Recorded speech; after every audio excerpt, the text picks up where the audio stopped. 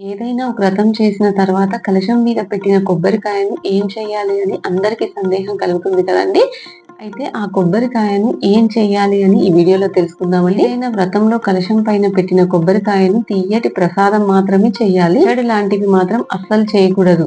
అంటే కారం చేసే పదార్థాలు చేయకూడదు. పూజలో కొట్టిన కొబ్బరికాయను మాత్రం పచ్చడి చేసుకోవచ్చు. కానీ కలశం పైన పెట్టిన కొబ్బరికాయను మాత్రం తియ్యటి ప్రసాదమే చేయాలి అని మన పండితులు చెప్తారు. అయితే కలశం మీద కొబ్బరికాయను అమ్మవారికి గాని ఏ దేవుడికి పూజ చేసుకున్నామో ఆ భగవంతుడికి ఉద్వాసన చెప్పిన తర్వాత తీపి ప్రసాదం చేసుకోవాలి.